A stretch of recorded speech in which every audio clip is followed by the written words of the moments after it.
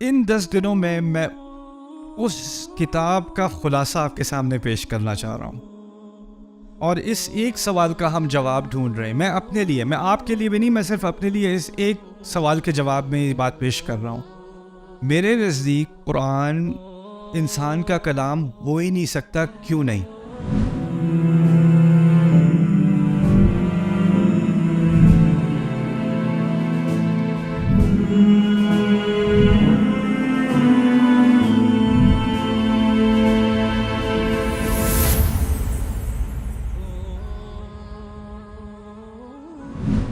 الحمدللہ رب العالمین والصلاة والسلام علی سید الانبیاء والمرسلین وعلی آلہ وصحبہ اجمعین. چلیں میں آپ سے اس کورس کے بارے میں کچھ باتیں کرتا ہوں. یہ کورس اصل میں اس کی شروعات ہوئی تھی جب میں کالج میں تھا، اور کالج میں نے ایک کورس لیا تھا کمپیریٹیو لٹریچر. اس میں فلسفے کی کچھ کتابیں، اس میں بائبل، اس میں یونائٹڈ اسٹیٹس کانسٹیٹیوشن، اور اس میں قرآن کا بھی کچھ حصہ ہمارے کورس اسٹڈی کا حصہ تھا. ہمارا پروفیسر تو لٹریچر کا پروفیسر تھا، اور سارا مٹیریل انگلش میں تھا.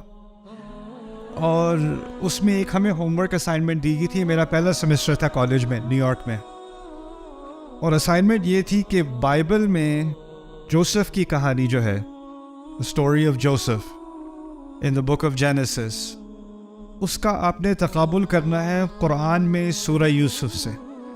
سورہ یوسف 12ویں سورت میں same story, story of Joseph, اور یہاں پر بائبل کی اسٹوری. ان دونوں کا آپس میں کیا تعلق ہے، ان کا کیا کمپیریسن ہے.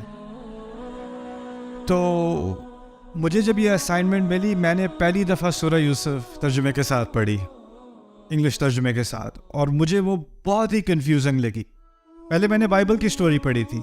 اچھا، بائبل کی اسٹوری میں نام بھی ہے، ماں کا نام بھی ہے، باپ کا نام بھی ہے، بھائیوں کا نام بھی ہے، کہاں پر رہتے تھے، کون سے گاؤں میں رہتے تھے، مصر کیسے پہنچے، مصر میں کس علاقے پر پہنچے، وہ جو منسٹر تھا عزیز، اس کا کیا نام تھا، اس کی بیوی کا کیا نام تھا، ساری معلومات تھی. آپ قرآن پڑھو تو نہ بھائیوں کا نام، نہ ماں کا تو ذکر بھی نہیں. اور پھر جو بائبل میں قصہ ہے اس میں جگہوں کے نام، یہاں پر جگہوں کا بھی کوئی ذکر نہیں. وہ خاص نہیں، بس مصر کا ایک لفظ کہہ دیا ایک دفعہ بس. اب وہ مصر کا باقاعدہ منسٹر ہے، لیکن اس کو بھی العزیز، یعنی جس کے پاس اقتدار ہو، بس اتنی سی بات کیا کہ آگے بات چلتی. اس کی بیوی کا نام نہیں، کوئی بھی تفاصیل نہیں. تو لگا یہ کہ قرآن میں بہت ساری معلومات مسنگ ہیں. بائبل میں بہت زیادہ معلومات ہیں اور قرآن میں بہت ساری چیزیں مسنگ ہیں. اور اس بات سے مجھے ایک کنفیوژن بھی ہوئی اور غصہ بھی آیا کہ ایک انا ہوتی ہے نا، پیدائشی مسلمان ہیں، اور اب لگ یہ رہا ہے کہ بائبل جیت رہی ہے. مذہبی اعتبار سے بھی نہیں، لیکن ایک ہیریٹیج ہے ہماری. میں مسلمان ہوں، پیدائشی مسلمان ہوں، اور ہمیں قرآن پر فخر ہے. سمجھ آتا ہو نہ ہو، فخر ضرور ہے. اور بچپن سے یہ سنا ہے کہ اس کا ایک ایک لفظ ایک ایک مقام پر بالکل پرفیکٹ ہے. اس سے آپ ایک لفظ کو اپنی جگہ سے ہٹا نہیں سکتے، اور اس میں کوئی چیز نہ زیادہ کی جا سکتی ہے نہ کم کی جا سکتی ہے. تو لا یأتیہ الباطل، اس پہ تو کوئی باطل آ ہی نہیں سکتا. تو اس غصے کی وجہ سے مجھے سمجھنے کی خواہش ہوئی کہ میں اس قرآن کو، شاید ترجمے میں کچھ مسنگ ہے، شاید عربی میں کوئی ایسی بات ہو رہی ہے جو ترجمے میں مسنگ ہے. اور اس وقت سے میری ایک دلچسپی ہوئی قرآن کو بغیر ترجمے کے سمجھنے میں. اور جب میں نے عربی کے بعد قرآن کا مطالعہ شروع کیا تو میرے ذہن میں اور بھی مزید سوال آنے شروع ہو گئے. کیونکہ اللہ تعالیٰ قرآن میں جب بات کرتے ہیں، آپ نے کسی میں تھوڑا سا بھی قرآن پڑھا ہو تو قرآن میں کچھ ایسی کوالٹیز ہیں جو اور کتابوں میں نہیں ہیں. اللہ تعالیٰ فرض کریں کبھی تقوی کی بات کرتے ہیں، لیکن ایک دفعہ نہیں کرتے، بار بار کرتے ہیں. 200 سے زیادہ مرتبہ ایک ہی مضمون پہ، تقوی پہ ذکر کیا جا رہا ہے، تقوی کا. اگر کسی ایک قصے کی بات ہو رہی ہے، موسیٰ علیہ السلام کا قصہ ہو رہا ہے، تو وہ ایک مقام پر مکمل بات نہیں کی جا رہی، تھوڑی سی یہاں، تھوڑی سی وہاں، تھوڑی سی وہاں، یعنی ٹوٹا ہوا ایک چھوٹا سا ٹکڑا ادھر، ایک ٹکڑا ادھر، ایک ٹکڑا ادھر. پھر دوسری بات، اگر قصہ دوبارہ دہرایا بھی جا رہا ہے تو اس کی تقریباً کچھ تفاصیل وہی ہیں جو پہلے بھی کہی جا چکی ہیں، تو دوبارہ کہنے کا کیا فائدہ. آپ کسی اور کتاب کو کھول لو، اس میں اگر کوئی پرانی بات یا چیپٹر 5 پہ آپ پہنچے ہو، 5ویں باب پہ پہنچے ہو، اور اس میں تیسرے باب کا کوئی حوالہ دینا ہوتا ہے، تو جو کاتب ہوتا ہے، آتھر ہوتا ہے، وہ کہہ دیتا ہے آپ فلانے پیج پہ چلے جائیں، اس بات کا وہاں ذکر ہو چکا ہے. وہ پوری بات دوبارہ نہیں چھاپے گا، وہ صفحے کو ضائع نہیں کرے گا، رائٹ. لیکن قرآن میں ایسی بات نہیں ہے. قرآن جب آپ کتاب کے طور پہ پڑھتے ہو تو جو بات آپ نے پہلے پڑھی تھی وہی بعد میں بھی آ رہی ہے. کبھی کبھی وہی جملہ، وہی آیت، وہی ذکر، لفظ پہ لفظ دوبارہ ریپیٹ ہو رہا ہے. پھر دوسری بات کہ عام کتاب میں ایک ترتیب ہوتی ہے، پہلا چیپٹر، دوسرا چیپٹر، تیسرا چیپٹر. جو بات آپ نے پہلے میں سیکھ لی وہ آپ نے دوسرے میں نہیں سیکھنی، اس کی بنیاد پر دوسرے کی بات ہوگی، پہلے 2 کی بنیاد پر تیسرے چیپٹر کی بات ہوگی. اور اسی طرح ترتیب سے جتنا آپ آگے جاؤ گے اتنا مضمون آگے بڑھتا چلا جائے گا. اور اگر آپ مضمونوں کی یا چیپٹرز کی، ابواب کی ترتیب کو ادھر ادھر کرو گے نا تو کتاب کی کوئی تک نہیں بنے گی، کچھ سمجھ نہیں آئے گی یہ کیا ہو رہا ہے. لیکن قرآن کے اندر اگر آپ فرض کریں کوئی سورۃ العصر پڑھتا ہے اور اس کے بعد جا کے سورۃ البقرہ پڑھتا ہے اور اس کے بعد جا کے سورۃ التوبہ پڑھتا ہے، 9ویں سورت، پھر جا کے سورۃ الناس پڑھتا ہے، آخری سورت، بات پھر بھی اس کو سمجھ آ جائے گی. یعنی وہ ایک طرح سے ان میں سے ہر ایک سورت انڈیپینڈنٹ ہے، وہ خود سے ہی ایک کتاب ہے، اس کا کسی باقی حصے سے لگتا ہے کہ کوئی تعلق ہے یا نہیں ہے، کچھ سمجھ نہیں آ رہی. بات اور کتابوں کی طرح نہیں ہے. میں دینی اعتبار سے بات نہیں کر رہا، ادبی اعتبار سے بات کر رہا ہوں. آپ کسی بھی کتاب کو دیکھ لیں، اس کا سٹرکچر، اس کا نظام قرآن کی طرح کا نہیں ہے، اس کا سٹائل قرآن کی طرح کا نہیں ہے. تو یہ چیزیں جب میں نے نوٹ کی عربی میں بھی، تو پہلے تو میں سمجھ رہا تھا بات کو اور تفسیر کا مطالعہ میں نے شروع کر دیا تھا، لیکن یہ سوالات میرے ذہن میں رہے کہ قرآن اس طرح کیوں ہے، اللہ تعالیٰ اس طرح بات کیوں کرتے ہیں، اس کا کیا مقصد ہے. اور پھر دوسری بات کہ سورت کے اندر بھی، ایک سورت کے اندر جس طرح کسی کتاب میں عنوان ہوتا ہے، چیپٹر کا عنوان ہوتا ہے، آپ کو پتہ چل جاتا ہے کہ اس پورے چیپٹر میں اس پر بات ہوگی. آپ آل عمران کو کھولیں، آل عمران کا مطلب ہے عمران کا گھرانہ. آل عمران کی 200 آیات کا آپ مطالعہ کریں، عمران کے گھرانے پہ بہت تھوڑی آیات ہیں، اکثریت کسی اور چیز کے بارے میں بات ہو رہی. سورۃ البقرہ کوئی چیپٹر کا نام پڑھ لے، بقرہ، وہ کیا سمجھے گا کیا بات ہونی ہے اس کے اندر؟ گائے کے بارے میں بات ہو رہی ہے، بھینس کے بارے میں بات ہونی، اور کیا بات ہونی ہے. لیکن جب آپ پڑھتے ہو تو وہاں ایک قصے کا ذکر تو ہے، لیکن وہاں بہت ساری باتیں اور ہر طرح کی بات ہو رہی ہے اس کے اندر. تو ان سوالات کے جواب کی تلاش میں نکلا، اور ان کا جواب مجھے نہ ترجمے میں ملا ان سوالات کا. میں نے سوال اپنے پاس رکھے، میری بری عادت ہے، مجھے کوئی سوال سے نہیں روک سکتا. اور ہمارے سرکلز میں کیا ہوتا ہے، خاص کر جو دینی سرکل ہوتا ہے، اس میں اگر آپ کو ایسا سوال پوچھو جو آپ کے پڑھانے والے کو اچھا نہ لگے تو آپ کو کہہ دیتے ہیں استغفار کرو، توبہ کرو، یہ کوئی پوچھنے کا سوال ہے، اور وہ آپ کو سپریس کر دیتے ہیں. لیکن میری بس ایک دماغ میں ایک بات آ گئی، مجھے اس کا جواب چاہیے. تو میں اس سفر پہ نکلا. کیا کچھ لوگوں نے ہماری تاریخ میں یہی سوال پوچھے ہیں کہ نہیں، اور ان سوالوں کے جواب کی تحقیق کی ہے کہ نہیں. اور مجھے دل کو بڑی خوشی ہوئی کہ اس پر بہت کام ہوا ہے، بہت زیادہ کام ہوا ہے، لیکن اس کی اکثریت عربی میں ہے، اس کام کی اکثریت، اور اس کا ایکسپوجر عربوں کو خود بھی کم ہے. یعنی عام عرب آج کا اس کو ان باتوں کا علم نہیں ہے. اور اس کے علاوہ جو باقی مسلمان ہیں، جو اکثریت ہے امت کی غیر العرب، ان کو تو بالکل بھی نہیں ہے. اور پھر دوسری بات یہ کہ یہ جو کتابیں ہیں جن میں ان باتوں کے بارے میں کچھ بات سکھائی گئی ہے، وہ ایسی علمی کتابیں ہیں، ایسی ٹیکنیکل کتابیں ہیں کہ اگر میں آپ کو ان کتابوں کا حوالہ دینا شروع کر دوں تو آپ کو پہلے ہی بات سمجھ نہیں آئے گی کہ وہ بات ہی اتنی پیچیدہ طریقے سے بات بیان کی جا رہی ہے. تو اس کورس، میں نے ایک کورس تیار کیا تھا 2005 میں، 2005 میں، ڈیوائن سپیچ کے نام سے. اس کا مقصد یہ تھا کہ تمام تحقیق ایک ویکینڈ میں کسی ایسے مسلمان کے سامنے میں پیش کروں جس کا عربی میں کوئی بیک گراؤنڈ نہیں ہے، اس کو بالکل عربی نہیں آتی، اس کو بالکل تفسیر کا کوئی علم نہیں ہے، لیکن اس نے قرآن کا ترجمہ کھولا اور پڑھنا شروع کیا، اس کو کنفیوژن ہوئی کہ یہ کیا ہو رہا ہے، اس کتاب کے اندر کیا ہو رہا ہے۔ اور میں اس کے سامنے یہ بات واضح کرنا چاہ رہا ہوں کہ میں اس تحقیق کے بعد اس نتیجے پر کیسے پہنچا کہ یہ ایک انسان کے لیے ممکن ہے ہی نہیں، یہ کلام انسان کے لیے ممکن نہیں ہے۔ اب جو شروع سے بچپن والا دعویٰ میں سنتا آ رہا ہوں نا کہ یہ قرآن انسان کے لیے اس قسم کا کلام کہنا ممکن نہیں ہے، اس کی بنیاد تھی کہ مجھ سے بڑوں نے کہا ہے، میرے والدین نے کہا ہے، امام مسجد نے کہا ہے، میں نے بار بار یہ بات خطبوں میں سنی ہے، میں نے مان لی۔ میرے پاس اس کی اپنی کوئی ذاتی دلیل نہیں تھی، کسی کی سنی ہوئی بات میں نے مان لی۔ لیکن اگر میں صرف اسی بنیاد پر اس کا اعتماد کروں کہ ہاں اس کے مقابلے میں کوئی چیز ہو ہی نہیں سکتی، اور اس کا مجھے کوئی فرسٹ ہینڈ یعنی براہ راست کوئی تجربہ نہیں ہے، کوئی علم نہیں ہے، تو پھر میں کسی اور پہ اعتماد کر کے اپنے ایمان کا سہارا لیے ہوئے ہوں۔ قرآن بار بار کہہ رہا ہے افلا تعقلون، سوچتے کیوں نہیں، سوچتے کیوں نہیں، سوچتے کیوں نہیں، اور ہم کہہ رہے ہیں کسی اور نے سوچ لیا وہ ہمارے لیے کافی ہے۔ تو اس سیمینار کا مقصد یہ ہے کہ وہ جو کورس میں نے کئی سال پہلے تیار کیا تھا، پھر اس کے بعد وہ ایک کتاب بھی بنی، الحمدللہ وہ یونیورسٹیز میں بھی پڑھائی جا رہی ہے، یہاں تک کہ نان مسلم یونیورسٹیز میں ییل میں بھی پڑھائی جا رہی ہے، قرآنک اسٹڈیز کے اندر ملیشیا میں بھی پڑھائی جا رہی ہے۔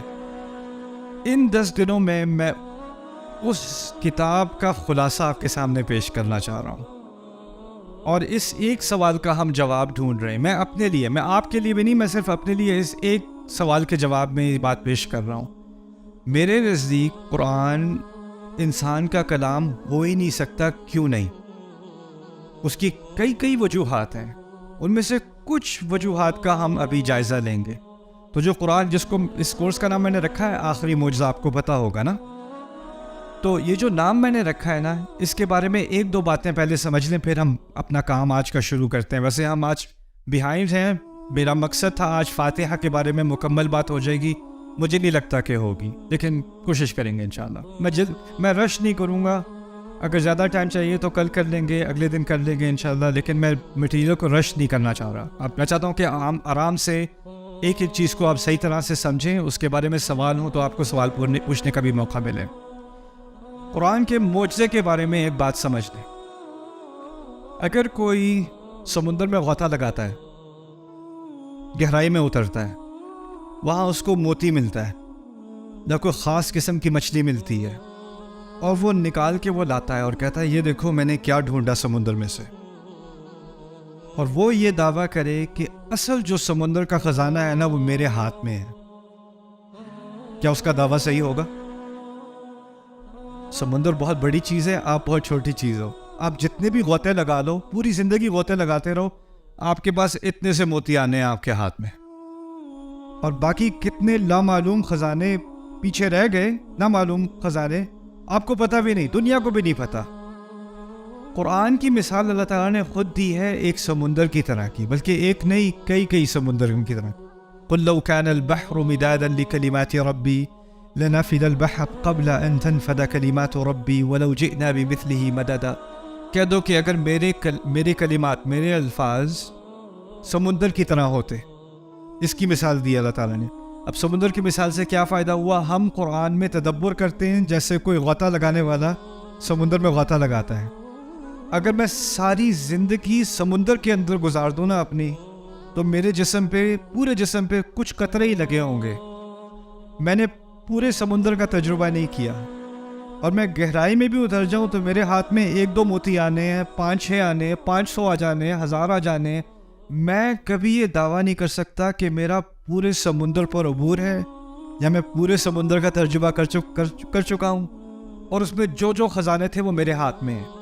یہ بھی ہو سکتا ہے کہ کوئی اور غوطہ لگائے، اس کو کوئی اور خزانہ ملے اور مجھے کوئی اور ملے، اور میں کہوں اصل خزانہ یہ ہے، اور وہ کہے اصل خزانہ یہ ہے۔ کس کی بات صحیح ہے؟ ایک طرح سے دونوں کی بات صحیح ہے، لیکن دونوں کی بات غلط بھی ہے۔ ایک خزانہ یہ ہے اور ایک خزانہ یہ ہے۔ یہ بھی ہو سکتا ہے کہ وہ میرے خزانے کو دیکھے، میرے موتی کو دیکھے کہ یہ تو بس صحیح ہے، لیکن اصل چیز یہ ہے، میرے نزدیک بہتر خزانہ یہ والا ہے۔ یہ بھی ممکن ہے، یہ عین ممکن ہے۔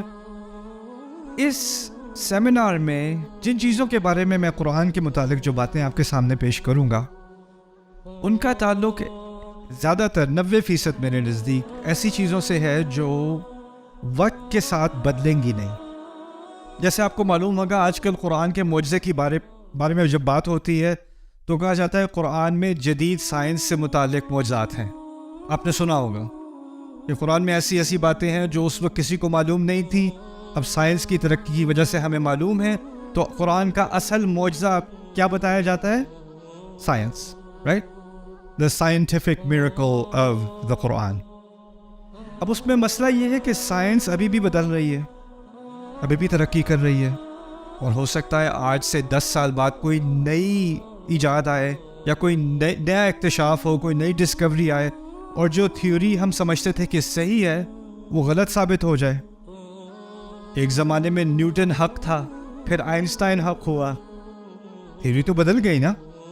اب جب ایک دفعہ تھیوری بدل گئی, اب پرانی تھیوری سے آپ نے قرآن کو جوڑ دیا کہ قرآن کا معجزہ اس تھیوری کے ساتھ ہے, آگے جا کے وہ تھیوری غلط ثابت ہو گئی. مسئلہ تو کھڑا ہو گیا نا. یہ کیا ہوتا ہے کہ ہم قرآن کا معجزہ قرآن سے باہر ڈھونڈتے ہیں, ٹھیک ہے نا. تو قرآن کے 2 طرح کے معجزے ہیں. ایک قرآن جو باہر کی بات کر رہا ہے اس سے کبھی معجزہ ثابت ہو سکتا ہے, میں اس کا انکار نہیں کر سکتا, کرتا وہ ہو سکتا ہے. لیکن ایک قرآن کا معجزہ ہے اس کے اندر ہی, اس کو باہر جانے کی ضرورت نہیں, اس کے اندر ہی ہے.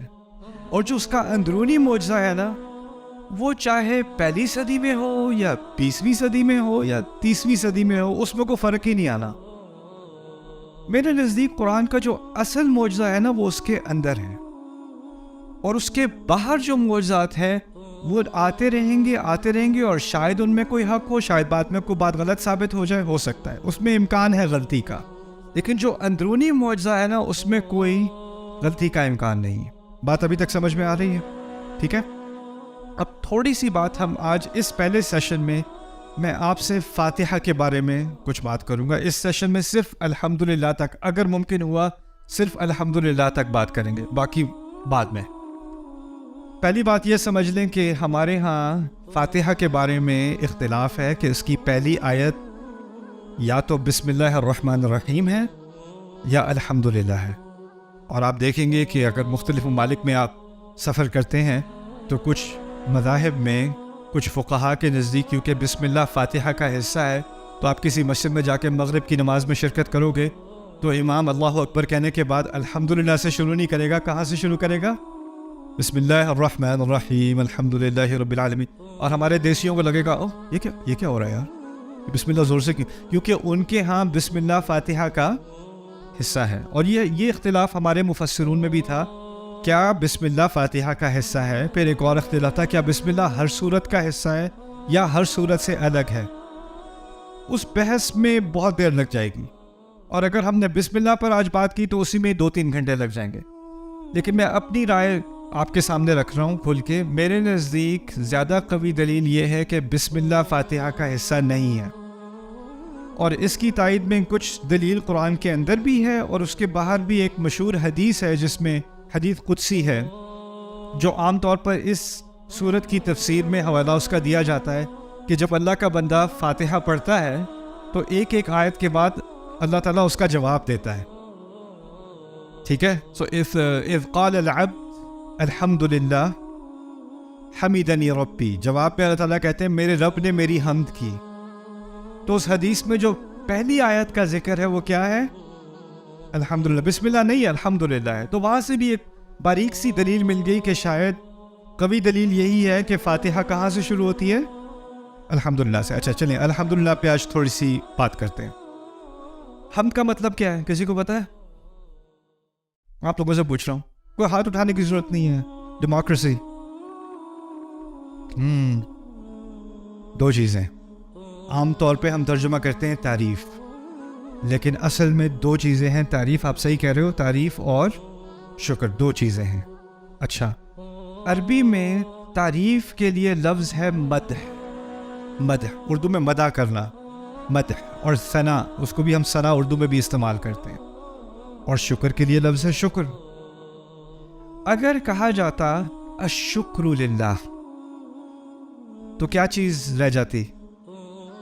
شکر آ جاتا، تعریف رہ جاتی. اگر کہا جاتا المدح للہ، الثناء للہ، اللہ کے لیے ثنا ہے، اللہ کے لیے تعریف ہے، اللہ کے لیے مدح ہے، کیا رہ جاتا؟ شکر رہ جاتا.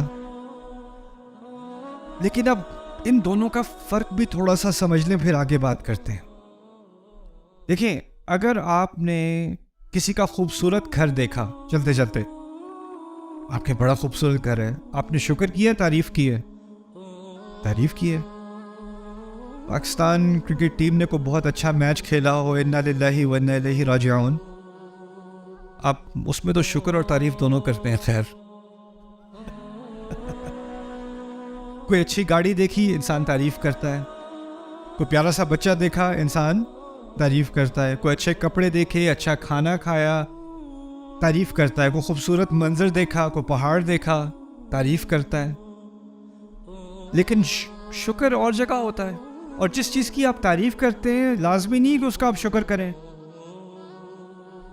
اگر آپ ایک بچے کی، کیوٹ سے بچے کی تعریف کر رہے ہیں تو آپ بچے کا شکریہ ادا نہیں کرتے، کوئی سینس نہیں بنتی. کوئی خوبصورت گاڑی ہے تو اس کی گاڑی کے پاس آ کے آپ گاڑی پہ ہاتھ رکھ کے اس کا شکریہ ادا نہیں کرتے، تعریف ضرور کر دیتے ہیں، بڑے مزے کی گاڑی، لیکن آپ اس کا شکر ادا نہیں کرو کہ شکر کی کوئی تک نہیں بنتی. اسی طرح اس کا متضاد بھی صحیح ہے.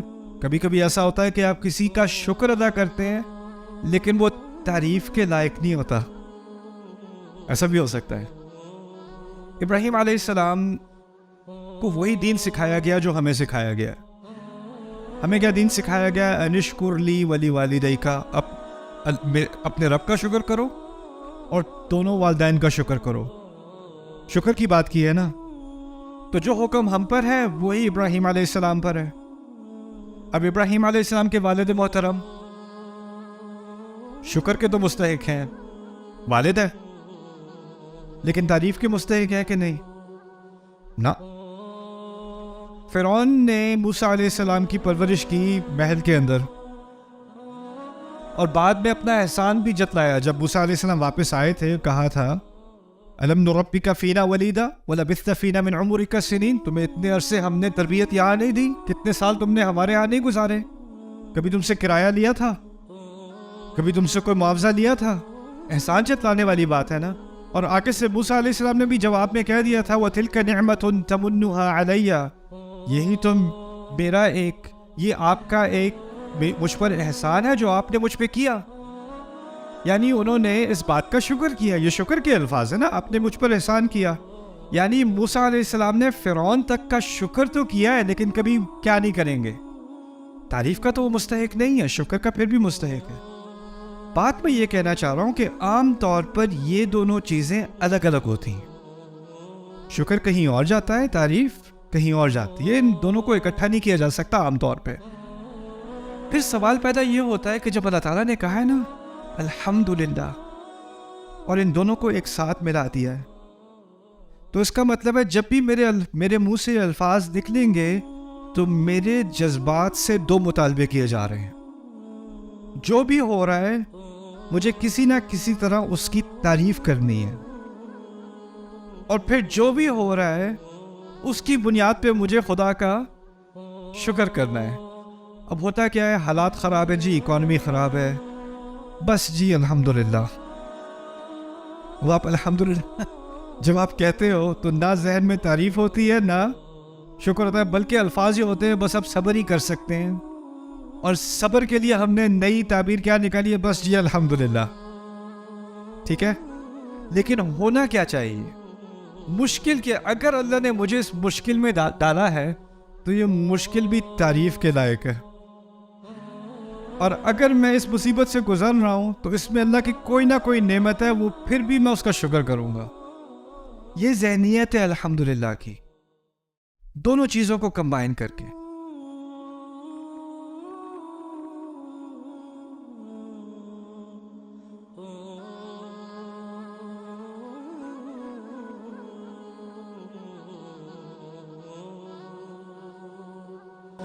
Oh